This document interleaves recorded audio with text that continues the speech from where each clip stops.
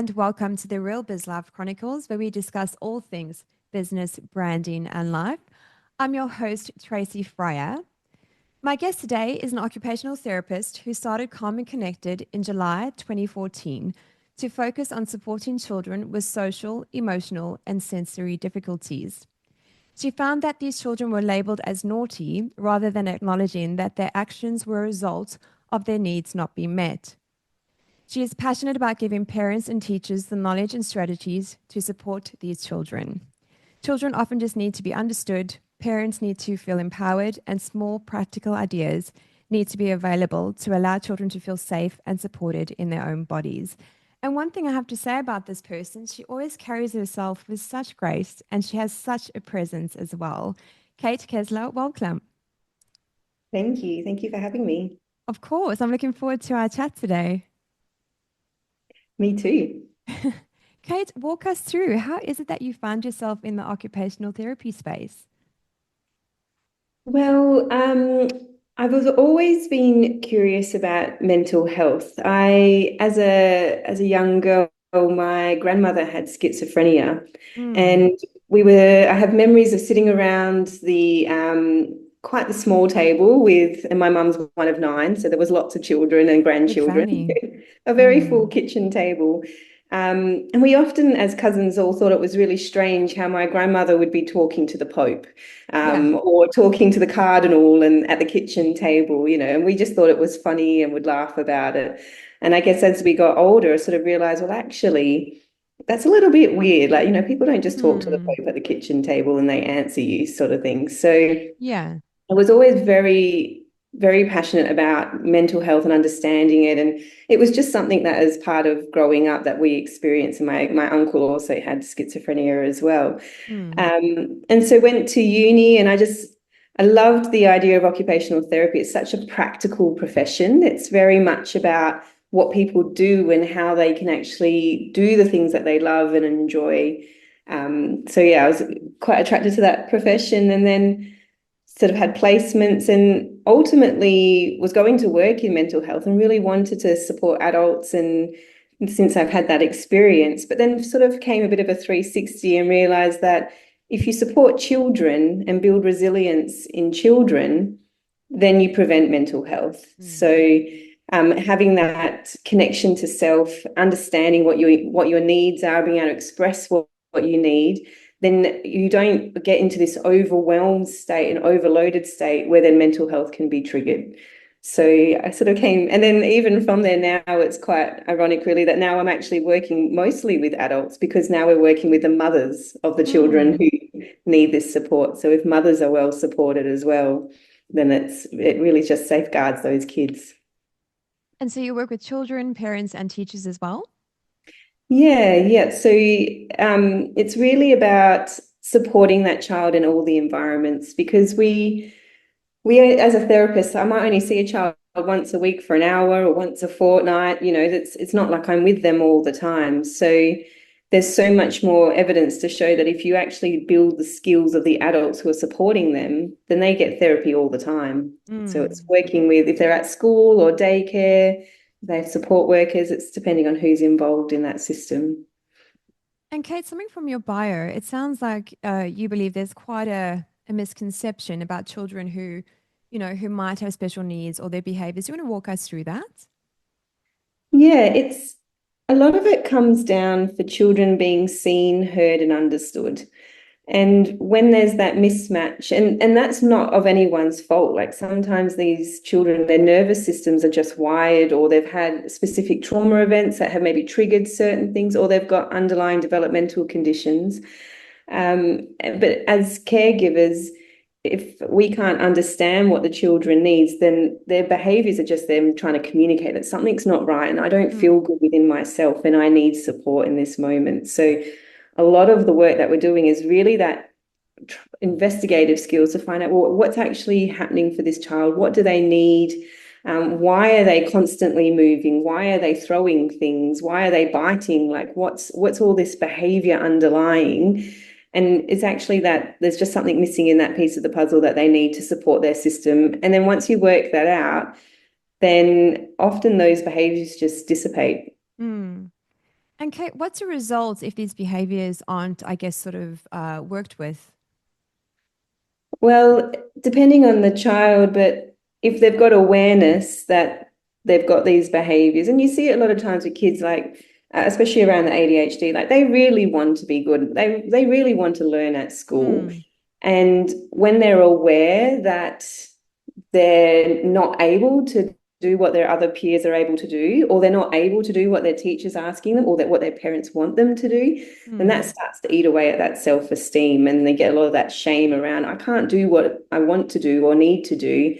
And then that's where that mental health starts to get impacted around that self-esteem and being able to feel good about yourself and that you're good enough to be able to do what's expected of you.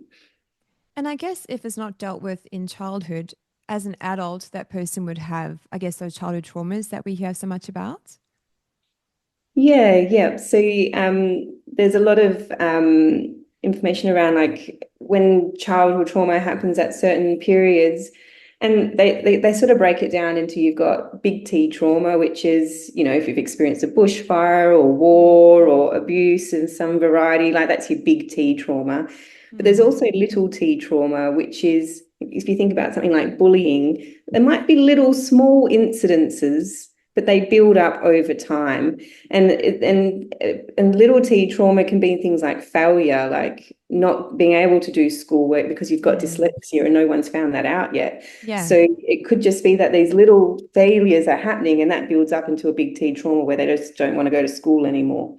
So Mm. it can build over time as well. And Kate, I guess what I'm wondering is as an adult, and I know there's been a real shift in society to becoming more aware of this sort of stuff. As an adult, how would you be aware if you do have some, childhood traumas, certain things that you haven't worked through? Would there be any sort of key indicators? I think that's when it comes back to the OT in me, is Yeah, yeah. the functional side of it. I mean, I did when I did my psychology unit at uni, I'm pretty sure I diagnosed myself with every mental health condition there was. Oh, really? I do the It's sort of same. like it's sort of, you read the diagnostic criteria, you're like, oh no, Yeah. I've got that. And really I'm sure everyone's got a little bit of something, and especially when you're stressed, it comes out even more so, Mm, right?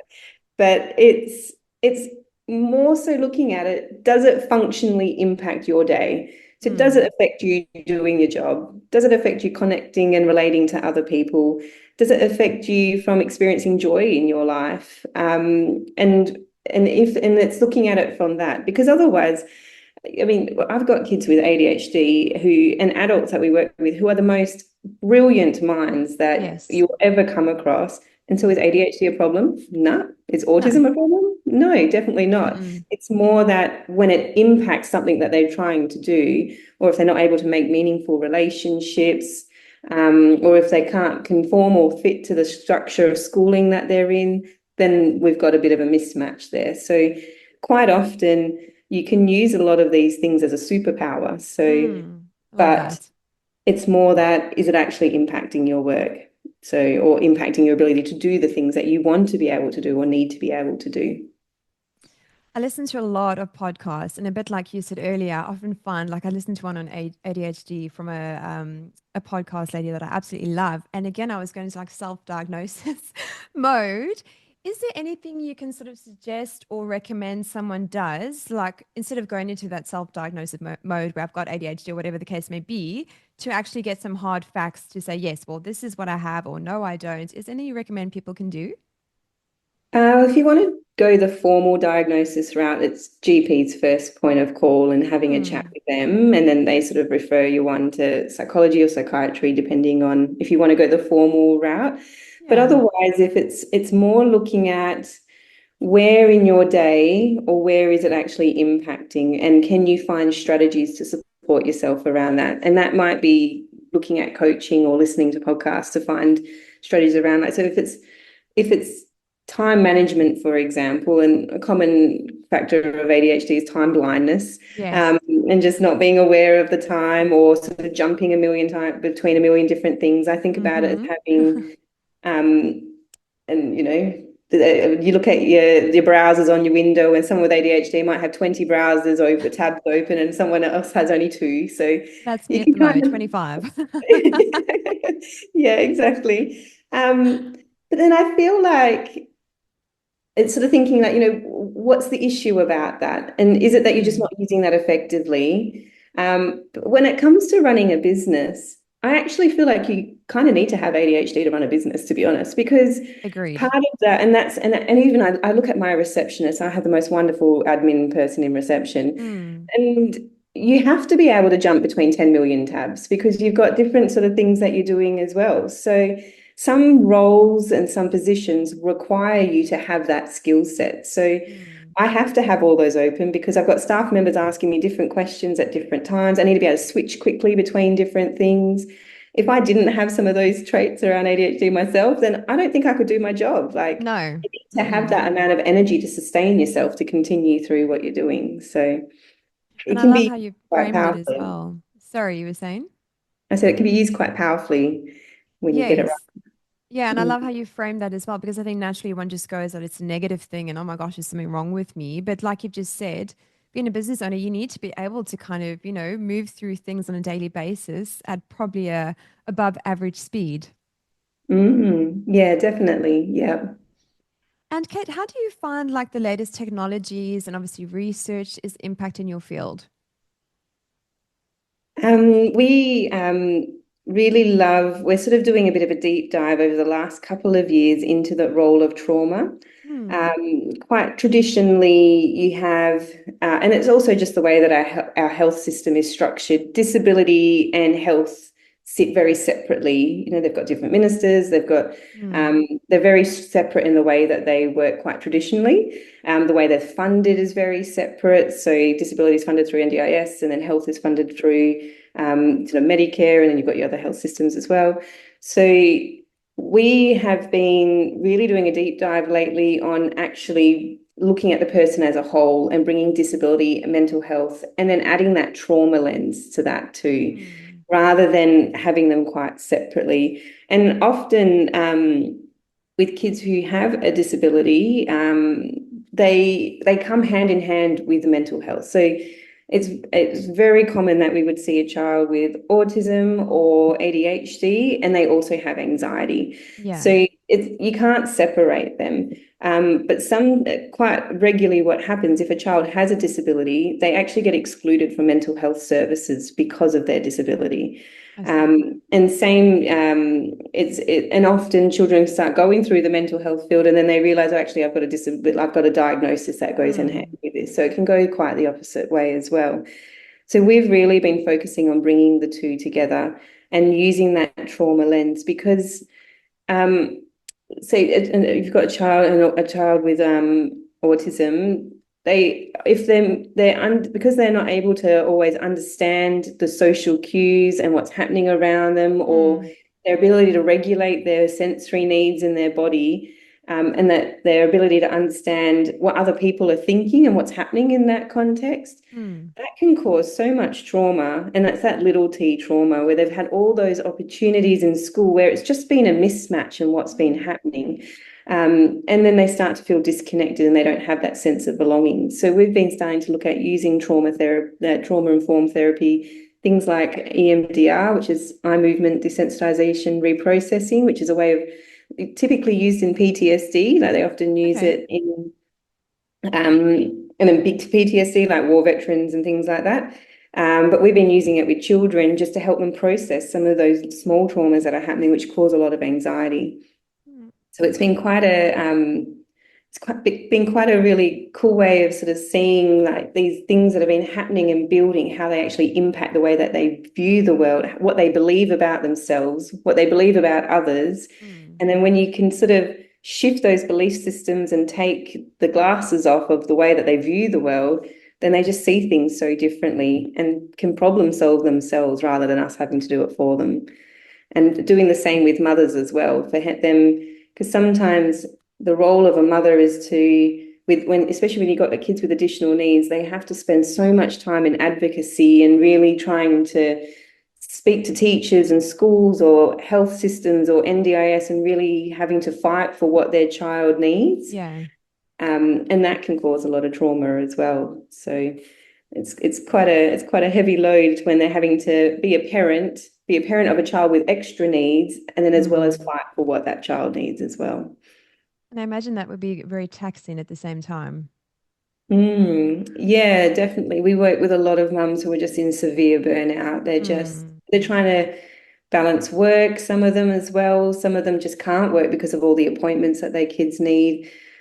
And then their health, because they sort of start to lose a bit of sense of self because their whole Yeah. role is a caring role. And I guess what would your advice be, Kate, to a mother that is feeling that way? She's feeling very overwhelmed, very burnt out. And I'm saying this with a few friends in mind. What would the first steps be to, I guess, really maybe rediscover herself and, yeah, feel reconnected? Yeah, I've sort of been on a bit of this journey myself. I've got three children myself, Yeah. and sort of when my third child was born, and having to run a business at the same time. And I Oh, think when my third daughter was born, I had 23 staff members at that point. my gosh. Um, and sort of, and I've got the most wonderful team. I've got the most brilliant managers and therapists that I work with. Like I'm very, very blessed with the people that I Mm. work with. But it sort of comes to a point, I think, where you look at your plate and you go, my plate is full. Like I've Yeah. got kids, I've got work, and I've got, trying to also exercise, Yeah. trying to do all the things All the that you life need to be stuff. able to do. But none of those things that you can just give away. Like I couldn't just give away my business. I Mm-mm. couldn't just give away a child. No. Like those things just fit on there. And I was very like we didn't do after school sports, we didn't do swimming lessons. We had the bare minimum. And I guess it's sort of that comes to that moment you're like, well, I like my mental health is declining because I'm just so overwhelmed. Like there's so much to be doing all the time. And as a business owner, you don't get a sick day. You have to show up. Like Yeah. yeah, I had a full night with my child just not sleeping, but I still had to get up and run a team meeting the next day, Wow. and you got to put the face on, you're regulating everybody in your team and responding to things. Because if you don't respond to the cues of your team, then and you start missing things, and things Mm. start to unravel from there as well. So I guess I started to do a bit of when it really gave me that, I already had the empathy for these mums who had a lot on their plate. And my children are all healthy, as well. So I was thinking, well, gosh, these mums Yeah. have got 10 times more than what I've got. Of course. Um, so I was looking into what are some of there must be a strategy because I didn't have time to see a psychologist, Mm. didn't have time to go to a GP, didn't have time to exercise, and then also didn't have the energy to as well. Because I mean, I Yeah. could definitely have done a yoga video at home, Yeah. totally acceptable, but sometimes you get to the end of the day and you're like, Oh. just need to sleep. So I actually found there's this technique called trauma release exercises, and it uses and everyone's experienced this in some form or another, where if you get really stressed, whether it's like public speaking or if you've had a car accident or something like that, Mm. and you get like the shakes, Yes, you been might there. also have got it if, sometimes if you're doing yoga or the gym and you're trying to hold a weight or hold a pose and Yeah. your muscles start to vibrate. Yeah. And it's actually your body's natural way of releasing stress and adrenaline from your body. So it's your Mm. natural response to doing that. And David Baselli, he was a missionary who worked in a lot of war-torn countries, and he saw when there was bombing, and he was in these Mm. bombing shelters with these people, that those who tremored actually recovered better because they let the stress out of their body versus those who shut down and contained the tremors developed a lot more symptoms of PTSD. So Interesting. he's developed this technique where you can actually allow the tremors to happen and you can Mm. make yourself shake and shake it and you literally just shake it off. So I learned this technique and I did the course to become accredited and sort of teaching others and that as well. And I started off by just every day, I would just tremor for 10, 15 minutes a day. And my kids, especially at that point, they wouldn't go to sleep by themselves. So I'd have to lie on their floor while they fell Yes. asleep. So while they Yeah. were while they were trying to get to sleep in a dark room, I can't be on emails because the light would wake them up. No. I just lie there and tremor every day. And it's slowly over time, and not a long period of time, but it slowly started to bring my stress levels because every day I was releasing that stress from my body. And it just allowed me to be, rather than sort of handing things off my plate, allowed me to have a bigger plate so that I could actually cope with what's going on. And I wasn't Yes. getting triggered as much. Mm. When you're in a really high state of stress, if you've got a lot going on, you're more bothered by noise. You're more bothered by people being busy and moving around, and you're less flexible. You're less Yes. able to problem solve. You get more defensive. You're more likely to blame other people when you're in that high Mm. stress state. So just slowly coming out of that and unraveling from that just gave me more capacity to cope with what was on my plate and feel like I could actually connect with a bit more joy and happiness and with who I was. Because unfortunately, when you're in a high state of stress, you shut down anger, you shut down sadness, but you also shut down joy, happiness, and connection. So Yeah. your body can't, well, your body can't associate between the different emotions. It just shuts down all of them. They're like, Mm. we just need to contain this, stop feeling, because you just need to survive and get through the things that you need to do. And a lot of I mean, I had a mum that I was working with, her child has just got really, like, she's got two children with very complex medical things. And she was having panic attacks daily and then having to Mm. sleep for 3, 4 hours afterwards because of the amount of stress she was on. Yeah. And Wow. after doing this technique regularly, her panic attacks went away and she wasn't sleeping for 3, 4 hours a day. And just having that time then with her children, let Yeah. alone sleeping, just made a huge difference. Yeah. So very effective. Yeah. And is it like a meditative state that you go into? Because I'm sure myself, like all the listeners are wondering, and I know it's probably a process. Do you kind of go into meditative states and then go from there, or? You do some exercises, it's sort of like if you go to the gym, they just sort of come. Mm. When you start to load and wear the joint, put weight on the joints, then it does start Yes. come. But part of what you're learning when you're learning it is because it's not actually teaching your body how to tremor. It already knows how to do that. It's already Got there. it. It's Yeah. actually teaching the body how to stop the tremors, how to regulate them and how to regulate your body. So there is a Richmond Heath, who's the Australian trainer for TRE. He's actually developed a free online TRE Great. course. So Yeah. if you look up TRE Australia, he's got a free online course there on how to learn Awesome. it. Yeah. Um, it's quite, I guess it's meditative in itself in a way that you are connecting back into your body. Mm. So sometimes meditation, especially if you're doing something like a guided meditation or things like that, it actually takes you out of your body. You're almost Yes. leaving your body to go somewhere else and you're Mm. thinking. So it's almost a form of escape and a form Yeah. of dissociation sometimes when you're doing things like that. But what we're trying to do with TRE and a lot of the work that we do as well around sensory processing, that is actually coming back into your body and connecting with your body. When we're really stressed, we disconnect from our body, which then we disconnect from ourselves, then we disconnect from our emotions. So as we're trying to reconnect back in with ourselves, which it's a survival response, Yeah. like things are too hard, it's too stressful. I'm just going to leave. I'm just Yeah. going to, I'm exiting. lights are on, nobody's home. I'm going to doom scroll. I'm going to Yeah. just binge on Netflix. I'm just going to sort of listen to this podcast. I'm going to do Oh, this, do that. I've I been don't there. want to be in my body. I'm like, Mm. this is too hard because it's overwhelming. Like it's too much to Mm. actually sit with yourself. Yes.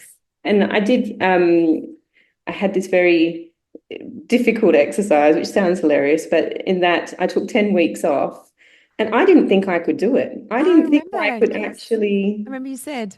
because, and I had nothing organized, nothing booked, but for the first 2 weeks, I had to have a to-do list. Like actually, the first 3 weeks, I mulched the gardens, I Oh, like wow.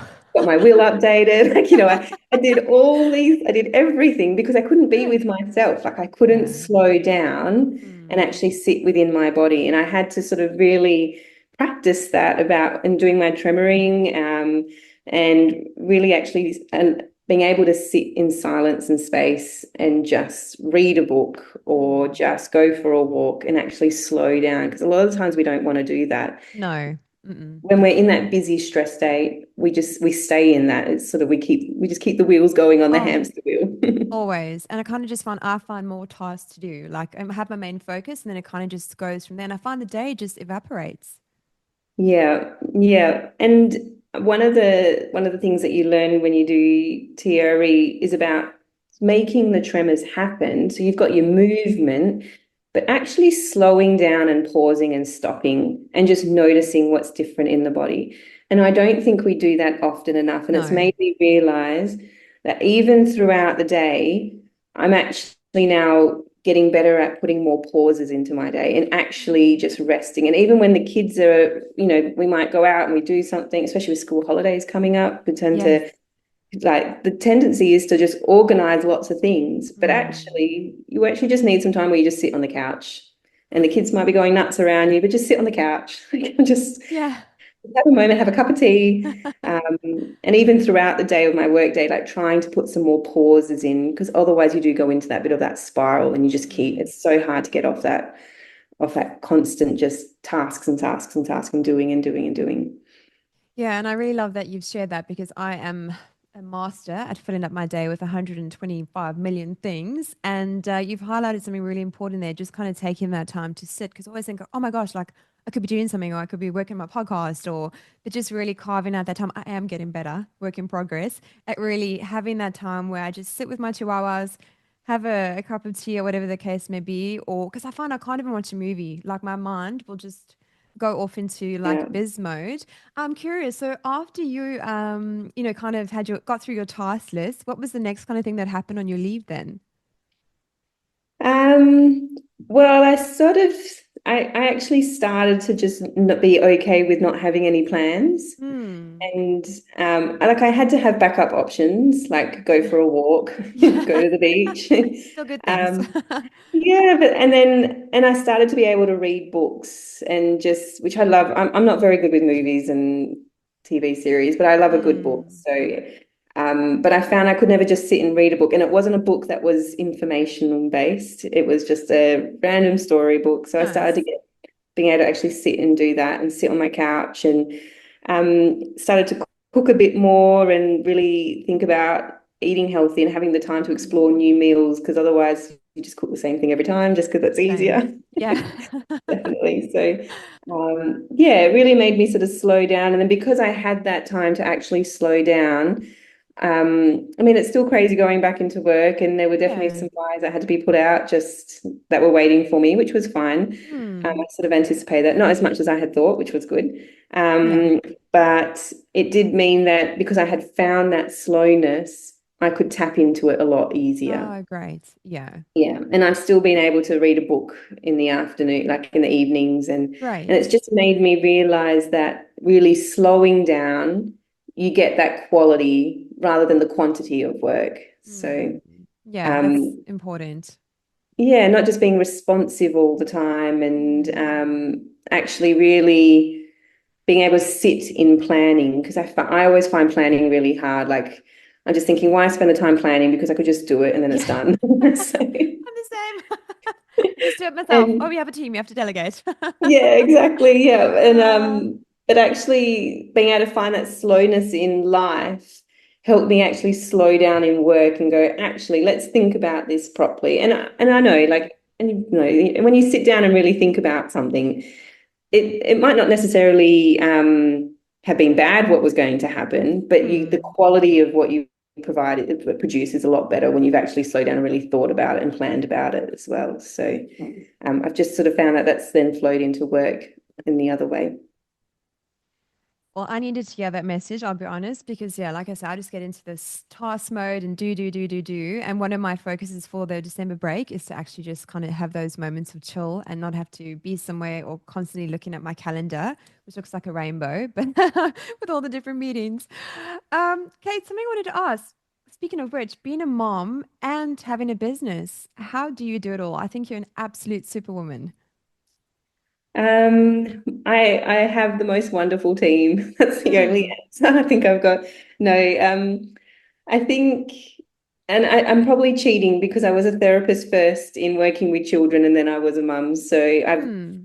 I've learned so many skills that I'm really grateful for about being present and recognizing the stress because it's and I'm not very good. I'm still practicing it definitely, but there's a lot of times I think that that awareness of like when I come home and I'm frustrated and angry at the kids, Hmm. and I'm like, nah, this is actually not about the kids. Like it's actually about this email that I got at work and having to sit Hmm. in that and go, actually, where is this frustration coming from, or why am I feeling like this? Because sometimes unfortunately, it's the people that we love that cop the brunt of our Always. emotions. Mm, And, yes, unfortunately. because they're our safe people. Like they're the Yeah. people who love us, and no matter what we do to them, they will still love us. Mm, And unfortunately, children, you're in quite a position of power and control as an adult. And when you don't have control in other situations, like at work, things are sort of spiraling out of control.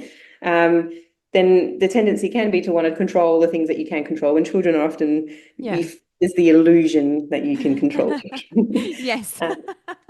Um, yeah, so I think having to really, and that's coming about, having to really connect in with myself and really think about where is this emotion actually coming from? And Mm, sometimes thinking about, is it even this current situation or is it a past situation that it's coming from? Am I kind of programmed to respond in this way, either by the way that I was parented or, yes. and sometimes with work, like I've had to learn to just like I can't achieve anything, everything. Mm, Sometimes it's like nothing, but yeah.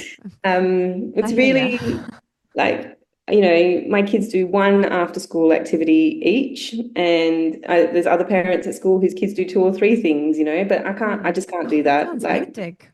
sometimes it's just good enough is good enough. And Yeah. um, I mean, if I could work full time, I could achieve amazing things in my business. Like Mm, I can hyper focus and jump into that, and I could do so many things. And I sometimes feel a bit, disappointed and disheartened that I can't do that. But then I've got, kids are only young once, so it's sometimes it feels like I'm never doing good enough in anything. But I just want to back up like for 2 seconds. You mentioned that you just had your second child and you had a team of 23. Like that's brilliant, Kate. yeah, but Yeah. and I think that's part of it as well. You've got to look back and go, actually, what have I got? Sometimes you Yeah. think, oh, I could be here, I do but exactly the same. Mm. but actually, where you are right now is actually okay as well. No one, I mean, I'm probably causing trauma to my children every day. I'm sure we all do that, but Just be honest. unknowingly, but they seem happy enough, and we still have like I'm very big on having rituals. Right. That's a really good buffer around mental health for children. And then there's a lot of information around routines and that you've got to have Mm. routine and predictability. But there's actually been a little bit of a shift in that it's actually about rituals. So like if you think of someone like your mum or your grandmother, or like, a grandmother, you might not think about how you were there every Friday Hmm. because she looked after you after school. You would probably think about the time she made you Christmas, every Christmas you made cookies together. Yes. So if you think Mm. about the things from your childhood, a lot of those memories aren't the routine things. It's actually those rituals that you hold on the family. So there's a few things that we do, like every Friday night it's movie night and pizza, and we make Right. pizza together. My dad's Mauritian, and so we make French crepes, and we do crepes every weekend. Oh, So we sounds great. really the routine and the predictability for children provides safety and helps to Mm. sort of alleviate anxiety around what's going to happen. I mean, that happens for all adults love routine and Yes. predictability for Yeah. that as well. But sometimes those rituals are more around those joyful moments of what you remember in your childhood and what keeps you connected Mm. as a parent or yeah, with family and friends as well. So And are there any other key areas that you found in your life has been impacted by having a business? yeah, it definitely took a huge toll on my relationships. So Hmm. yeah, so I think it was about 18 months ago or so, I went through a separation with and had a divorce. So Hmm. that took a huge toll. I think Yeah. juggling. three children and a medium-sized business. Like couldn't keep all the balls in the air, No. and that was quite difficult. I feel like that partnership, we didn't necessarily work well together, and maybe we're hit with too many challenges all at the once too Yes. early on in our relationship to build that really good foundation. Mm. Um, so yeah, and we didn't work well together in sharing the load around managing a lot of that. So Mm. that definitely took a toll. And then that was really tricky as well, going through that separation and the financial separation and Yes, being the stress around, can I keep my business? of Like, course. and that comes into the financial settlement of that as well. So Mm. that was quite a stressful time, but managed to retain the business and keep it in its entirety, which was, yeah, I was very grateful for. Yes, and firstly, thank you so much for sharing, Kate. And like I said in the beginning of our interview, you always carry yourself with such grace and you have such a presence. Was there anything during that time that you'd be comfortable sharing that really kind of helped you navigate that tricky period? I have, I'm very quick to admit what I don't know. So Mm. I'm a therapist at heart. I know, give me a child who's destroying a classroom and I can Yeah, help you. Like that's my yeah. bread and butter. Like I know what to do there. But I'm very clear on I have know nothing about accounting. I know nothing Mm. about legalities and all these sort of things. So from very early on, I have very good advisors. So I've got a very good accountant, a Great. very good bookkeeper who I keep external from my business because I really value their expertise in Mm. that. So I'm really, during that time, my accountant was amazing at navigating it. And I just reached out to making sure that I was getting the right advice from different Yes. people because Oh, so I important. think, especially, I mean, I was very emotionally attached to what was everything that was happening. And I was like, the business is my first baby. That's like my Of first course. one. So, I couldn't leave that child behind. But No. and also I'm very aware of the responsibility that I hold with my staff members. Like I Mm. provide the livelihoods and support their mortgages. So I had to not only make sure that it could pull through for me for my financial Yeah, security, but also if anything happened within the business, that's affecting their livelihoods. I mean, a lot of them can get jobs and that, but also that's, why would I cause them that distress if I didn't have to? of course. Because how big is Um, your team now, Kate? we've got 25 now. We had a bit of Mm. a fluctuation in numbers recently.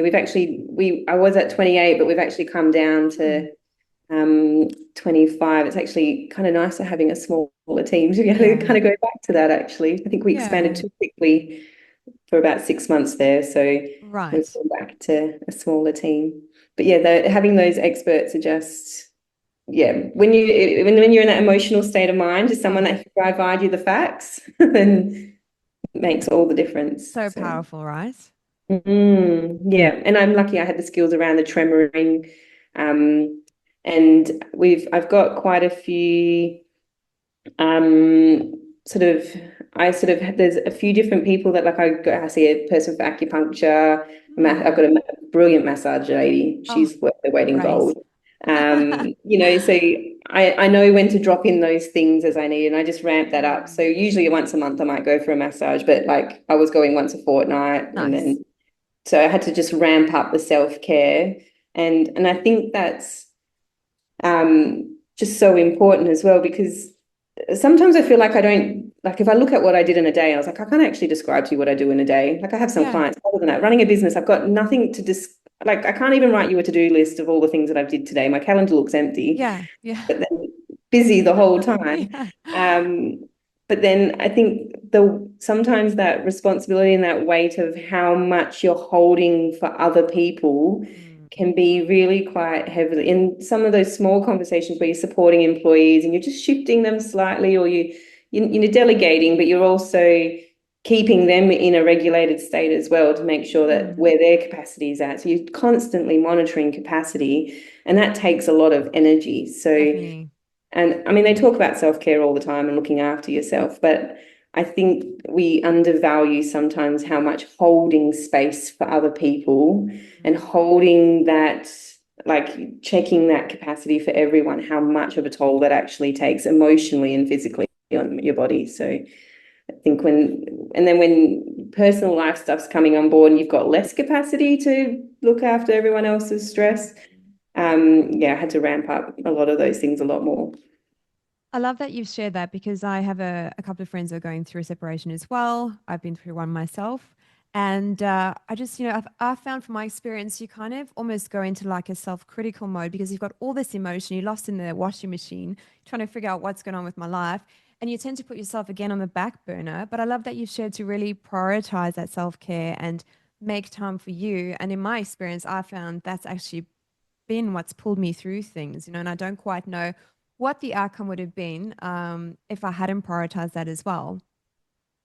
Yeah, definitely. Because I think sometimes I talk about like, is this a you thing or a me thing? Yes. An employee comes to you with an issue or a client comes to you with an issue, Mm, and you kind of if you're really stressed, it's hard to see the boundary of, okay, this was actually an issue that we caused, or mm, actually, this is an issue on your side and we can help you work it through. But I think if you're out of balance, you can't actually see those lines at all yeah. and see, and that's what I said before, you kind of go into that blaming or defensiveness, or you just don't have the capacity to regulate somebody else, No. to help Mm, them work through things if you don't have that space within yourself. yeah. And Kate, what would your advice be to a woman who is potentially going through that and she is finding that she's getting very lost in everything? Is there perhaps some guidance you could give around that? She's got two small children. She's maybe just struggling to kind of, I want to say almost pick herself up and kind of move forward. I think the first step is movement, is Mm, actually finding time to go for a walk.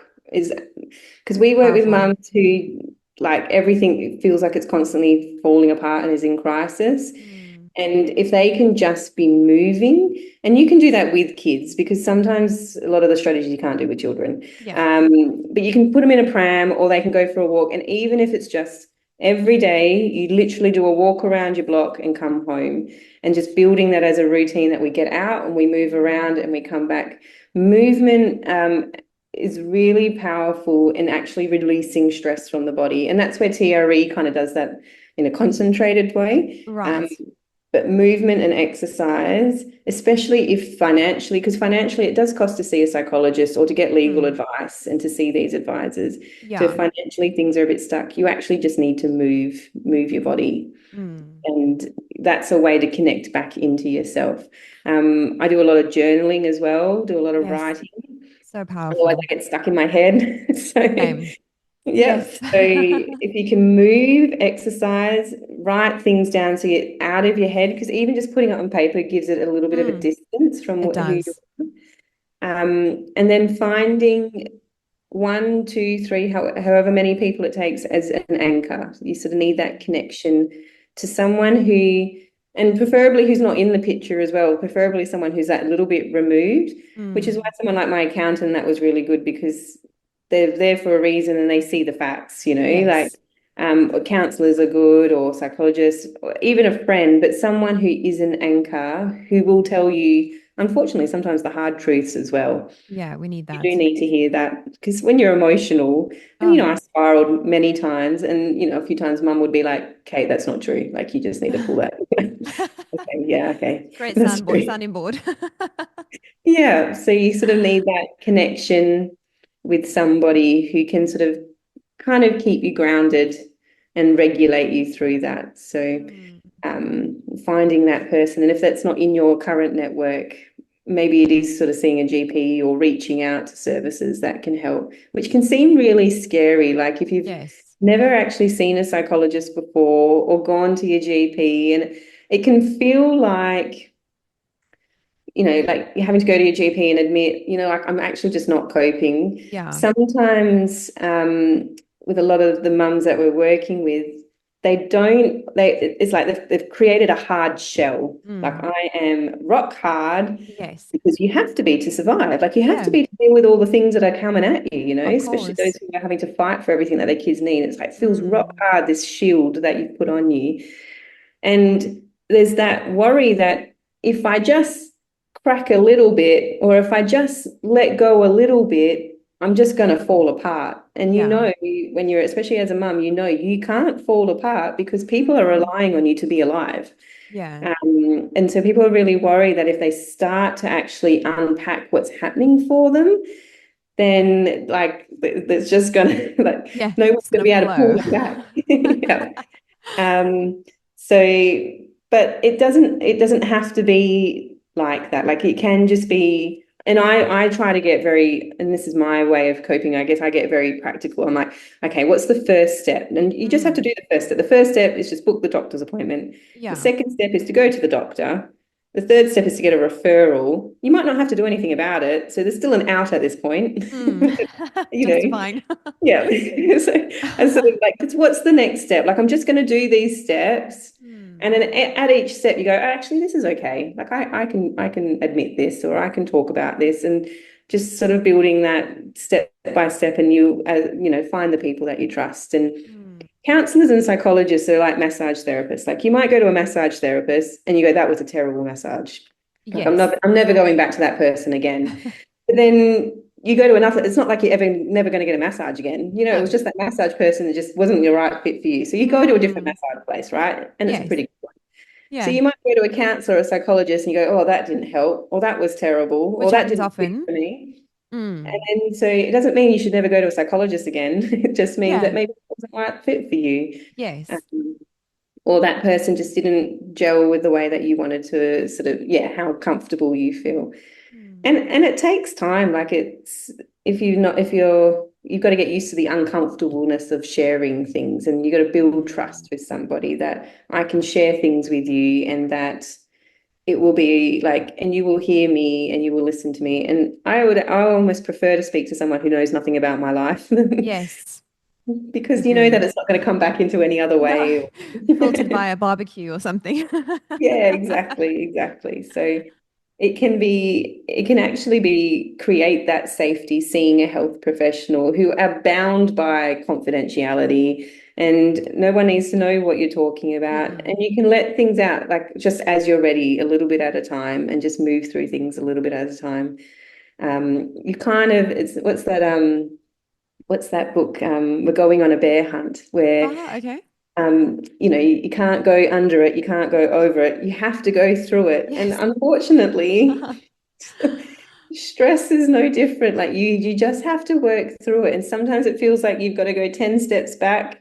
And a lot of the people kids and adults we work with, we've got to go back into the trauma, we've got to work Yes. through it to go forward. Like sometimes it's going through the yuck stuff, but if nothing is changing in your life and nothing is different, and every day it's hard, and every day you're upset or you're crying or you're just not where things need to be, Mm. then sometimes going back and it getting worse before it gets better is worth it, because otherwise it's Yeah. just going to stay the same.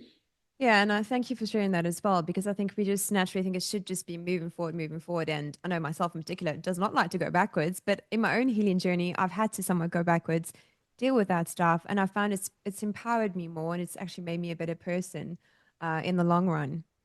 Definitely. And if you've got people who support you through that, then that makes all the Mm. difference. Oh, it hands down does, definitely. Mm. And Kate, I'd love to know, how are you finding things 18 months out from your separation? Because I know when we're in the thick of it, well, for me, it feels like your life's going to end and this is never ever going to stop. You're in the shitstorm, to be quite frank. Yeah. How are you finding things now? Does it get easier? Yeah, I feel like in the last 3 weeks, I've finally found a house that I'm very Oh, comfortable at. I had great. to move like six or so times. Oh, did you? Because I think last time I saw you just moved. Yes. Yeah, yeah. So that was quite, I just sort of think, I just have so much empathy for all the clients and people I work with, because that's what I'm doing, building empathy by having these experiences. Um, Totally. and just that balance of, when things are moving and changing and stuff, that you just have to ramp up the self-care, drop the expectations, just know you're not moving forward on things. Yes. Um, but yeah, so now that I've got a house that I feel safe in Great. and comfortable in, I'm so lucky I live next door to my parents at the Oh, moment. brilliant. I know Dad's got a gate that the kids can just go next Oh, door if they good. want to. And it's just, yeah, it makes all the difference just having somewhere that I'm feeling really, and just to build in routines. And now I can actually build in Yes. some of that routine and things like that. So I'm very excited for next year and having more Brilliant. energy. And then, Yes. yeah, no, things are definitely feeling a lot more settled and on the way up. I'm so pleased for you. And again, I just think you're absolutely fierce in the way that you have these conversations with myself, whoever, and just really creating that space for people to have these conversations with people they might know. Because I think people feel there's a lot of shame in speaking about this stuff, or they might feel like a failure in some way. But I think you make it more acceptable and, just showcase that it's part of that growth journey as well. Yeah, well, and I think that I've worked with thousands of people and a lot of home visits and that. And you drive into someone's driveway because you're going to go see them because of Mm, something that's happening around their child or their, the adult. And you can never tell by the front of someone's house about what's going on behind closed doors. mm, And some of the, like, we run mothers retreats for these mums who have kids with complex disabilities and mental health. And what they go through, like what and the strength that they show, oh, like how much they just fight for systems and fight for what their kids need, mm, and still trying to sort of be themselves somewhere in there as well. I was like, I'm just grateful for everything in my life. Like even when I wasn't really sure where I was going to live and I had to move back into my parents a couple of times, like but I've got my parents' house that I could move back into, like, and I'm mm, still, and I've, and I stepped back from work a lot, but I've got a great team who've stepped up, and I just feel my life is always going to be easy compared to what some of these parents go through. So yeah, I think it's really helps me have that perspective that, and I mean, it doesn't mean that what I'm experiencing and what I'm feeling isn't valid, but no. it definitely gives that perspective of there is some amazing things in my life that I'm very grateful for. Mm. And again, I love that you've shared that because I think sometimes you might have a bad interaction with someone and we take it so personally, done that, but you never know what's actually going on behind closed doors for that person. They could have a sick child or could be going through a marriage breakup or something like that. And that's why I think it's always good to operate from a space of, always trying to treat people like you would like to be treated. And I'm still working on this, not taking things personally. Yeah, yeah. And just the rate of domestic violence Mm. and not necessarily from male to female, but just from children's behaviors towards Yeah. parents. Like, and the rate of mental health, it's you just can't anticipate what something's happening in someone's Mm. life, and the strength that it has shown for people just to show up in that moment, even if it's Yeah. very abrasive, like, Yes. They're there. Yeah. and you've popped the bad end of that. And that's happened a lot in our business. So we create that safe, like what I was saying before, like the Mm. people who you're safe with are the ones that cop it a lot. Um, and often as a therapy service, we are those safe people. Mm. And we've had to do a lot of training with admin staff and staff around, because we do get quite cop a lot of like people who Can are imagine. really like, On the and brink. it's sort of borderline abusive, really. But Wow. it's because they feel safe with us to be their true selves, and they know that they can do that with us because we can support and regulate Mm. them through it. So it does take a lot to sort of really understand where that behavior might be coming from and have that compassion to know, well, where might this be coming from? What's that person dealing with at this moment? Yeah. And Kate, if there was one piece of advice you could go back and give yourself when you first started your business in 2014, what would that be? Uh, I think I used to get so, and I'm getting better at this. I'm not the best. I'm getting better at going that thing, just to let things happen. I Yeah. think there's a lot of situations and a lot of scenarios where I get frustrated that things aren't moving forward. Mm. Um, like even just one example, there was the opportunity to lease this place across the road from where we were, bigger space right next to this amazing GP practice that we work quite closely with. But, the lawyer took for ages to review the documents. And then the lease people took a while to get back to me, and the accountant took ages to get back to me. Like, and I was getting so frustrated. I was like, I Oh, just want to move into this place. And yeah. in the meantime, because it didn't happen, the building that we were in, the owner said, "Oh, we're selling now. Do you want it?" And Oh, I was like, "Yes." yes. And so we've saved thousands of dollars by Yeah. buying the building that we're in Oh, rather than leasing this premises. Literally, and it was more space that's and great. there's millions of examples where it was sort of like there was a reason why things didn't happen when they were meant to, or, like we had issues with a staff member and it fell out and it didn't work, and them leaving. And I got so caught up on them leaving, but it was actually the best thing for the team because it meant that we had more Yeah. space for this other person to come in. So Mm. I feel like I'm trying to get better at going, okay, there must be a reason why this isn't Yes. happening. Or like, I'm sure there's a bigger picture in here that I just can't see yet, and just letting Mm. that ride out and, taking that when challenges come up, it's either a chance to pivot or it's just something needs to be re-looked at and redirected, and not getting so emotionally attached and caught up to all those Yeah. big things that happen. And just, I think that having that 10 years of running the business now, I sort of see that perspective a bit more, that like it will be okay. Mm. And ultimately, I will be okay as well, knowing that everything will be okay. Because if the business falls apart, then lucky, I mean, I'm service based. I can Yes. just see OT clients on my own. Like, I don't Yeah. really need the whole business. I mean, I would be devastated. But Yes. um, but ultimately, worst case scenario, like things will be okay. So There's options. yeah, yeah, Yeah. Okay, you're an absolute inspiration and so many golden nuggets you've shared today. Thank you so much. you're welcome. Where is the best place for our listeners to go should they wish to connect with you? So our business is Calm and Connected, Hmm. and we've got our website calmandconnected.com.au, so they can find us there. Awesome. We'll definitely pop all the links in the show notes as well. Okay, thank you so much for your time today. I feel like so much of what you shared I needed to hear, so I'm sure our listeners will absolutely love this conversation. And again, just thank you for being inspirational, for being brave, and for having this convo with me. I really appreciate it. Thank you. Thank you so much for having me. That's right. Take care. And bye. Cheers.